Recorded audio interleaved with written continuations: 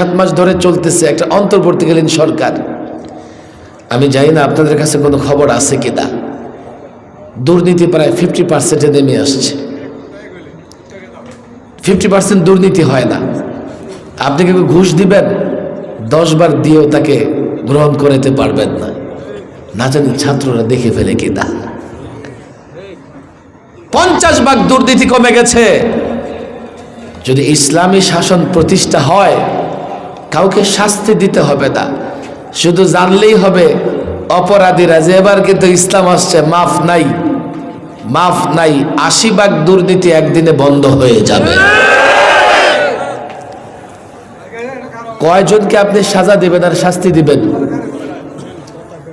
কয়জনকে আর সাজা শাস্তি দিয়ে আপনি কি করবেন?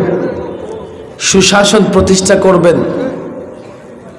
তো আমি যখন এগুলো নিয়ে সমালোচনা করছি, আপনারা ভিন্ন কিছু মনে করবেন না। আমি এগুলো জ্ঞান এবং বুদ্ধির জায়গা থেকে সমালোচনা করতেছি। আপনারা জ্ঞান এবং বুদ্ধির জায়গা থেকে গ্রহণ করেন। যদি মনে করেন আমি সেগুলো অযৌক্তিক বলছি, আপনারা বাস্তবতা দেখেন। যদি মনে করেন মাশাআল্লাহ যুবকদের কষ্ট তো সাকসেস, সফল, কথা ঠিক না বেটি? যতটা আয়োজন করছে আপনারা পুরোটাই ভরে দিয়েছেন, মাশাআল্লাহ। বলেন আল্লাহু আকবার। সবাই কিন্তু বলে না আল্লাহু আকবার। কথা যা বলি মনে রাখতে হবে। অনেক স্বপ্ন নিয়ে, আশা নিয়ে কিন্তু কথা বলতেছি আপনাদেরকে। আমি বুদ্ধি এবং জ্ঞানের জায়গা থেকে এই তন্ত্র মন্ত্রগুলোর সমালোচনা করতেছি। আপনি জ্ঞান এবং বুদ্ধির জায়গা থেকে বিচার বিশ্লেষণ করেন যে কেন 50 বৎসরেও 53 বৎসরেও আমার দেশে সুশাসন প্রতিষ্ঠিত হলো না, আমার দেশে দুর্নীতি বন্ধ হলো না, আমার দেশের অর্থ পাচার লুটপাট কেন বন্ধ হলো না?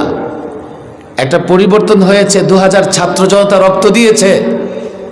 এই পরিবর্তনের পরেও কি সুশাসন হবে? আমি বলি সিস্টেম পরিবর্তন না হলে কিয়ামত পর্যন্ত এই সিস্টেমে বাংলাদেশে সুশাসন আসবে না, আসবে না, আসবে না। বলবেন হুজুর আপনি তাহলে বলেন কি দিয়ে সুশাসন আসবে, ন্যায় বিচার আসবে? আমি বলি ইসলাম দিয়ে। ঠিক তো বলছেন, ঠিক তো বলেছেন। কিন্তু যারা তন্ত্র মন্ত্রে বিশ্বাস করে, তারা তাদের তন্ত্র মন্ত্র প্রতিষ্ঠা করবার জন্য যতটা উদ্গ্রীব হয়ে থাকে, যতটা উন্মাদনা দেখায়, ইসলাম প্রতিষ্ঠার জন্য আমি যুবকদের ভেতরে এতটা উন্মাদনা দেখি না। আমি অবাক হয়েছি চট্টগ্রাম আদালত চত্বরে যখন ইসকনের সদস্যরা উম্মাদের মতো জয় শ্রীরাম স্লোগান দিয়েছে, অথচ আমার দেশের যুবকদের মুখ থেকে আল্লাহু আকবারের স্লোগান কেড়ে নেওয়া হয়েছে। দলের নামে, নেতার নামে স্লোগান দেয়। অথচ কিছুদিন আগেও কিন্তু রাজনৈতিক দলের নেতারাও তাদের পোস্টারের উপরে লিখত নারায়ে তাকবীর আল্লাহু আকবার, কথা ঠিক না বেঠিক? আছে এখন প্রত্যেকটা রাজনৈতিক দলের নেতারা বক্তৃতা শুরু করতো বিসমিল্লাহ বলে, তাকবীর শুরু করতো আল্লাহর নামে, কথা ঠিক না বেঠিক? কেড়ে নিয়েছে আমার যুবকের মুখ থেকে আল্লাহু আকবার। অথচ দেখেন হিন্দুত্ববাদী মূর্তি পূজারীরা তাদের মূর্তির নামে স্লোগান দিতে ভুলে যায় নাই। অথচ তারা কিন্তু দেখতেছে তাদের খোদার নাক, হাত, কান তারা বানাইতেছে, এবং খোদা যখন দাঁড়াইতে পারে না তো পিছনে বাস ব্যবহার করে, কথা ঠিক না বেঠিক? বানায়া রং টং করে খোদা ভগবান সেজদায় পড়ে থাকে। আরে তোমার ভগবান এটা কেমন হয়? তুমি নিজ হাতে এটারে বানাইছো, বরং এটারে তোমার পায়ের কাছে রাখো। তুমি এর ভগবান, তুমি এর সৃষ্টিকর্তা। আবার 3-4 দিন খুব ইচ্ছে মতো ভগবানের পূজা করে পরে ভগবানকে নিয়ে নদীতে পানিতে চুবায়, কথা ঠিক না বেঠিক? এগুলো দেখেও তারা তাদের মূর্তির নামে কত বড় স্লোগান দেয়। তবে আমার প্রায় মনে হয় সীমান্তে যারা বসবাস করে তাদের ইমানি শক্তি বেশি। এই যে পঞ্চগড়ে ধাক্কাধাক্কি হয়েছে দুই পাশের বাহিনী আর জনগণের মধ্যে, আল্লাহ আকবার, যুবকেরা কি বলে কাঁচি হাতে লইয়া আল্লাহ আকবার স্লোগান দিতেছে। গত 16 বছর আল্লাহ আকবার স্লোগান দিতে দেওয়া হয় নাই। তুমি মনে করবে এটা এমনিতে, আরে না, এমনিতে না। এখান থেকে আল্লাহ আকবারের স্লোগান দাও তো দিল্লি কাঁপতে থাকে।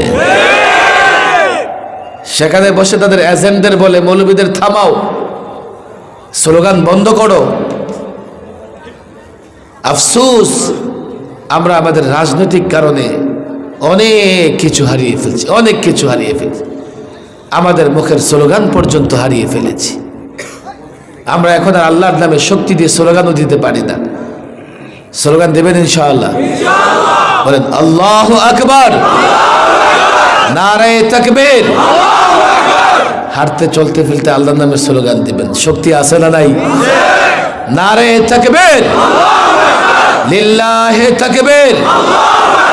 কোরআন সুন্নাহর আলো, কোরআন সুন্নাহর আলো। আলেম ওলামা যেখানে, মাশাআল্লাহ স্লোগান দিতে পারেন তো। অনেক কথা রে ভাই। ইসলাম দিয়ে আমরা চাইলে সুশাসন প্রতিষ্ঠা করতে পারি, দুর্নীতি মুক্ত বাংলাদেশ গড়তে পারি। কথা ঠিক না বেঠিক?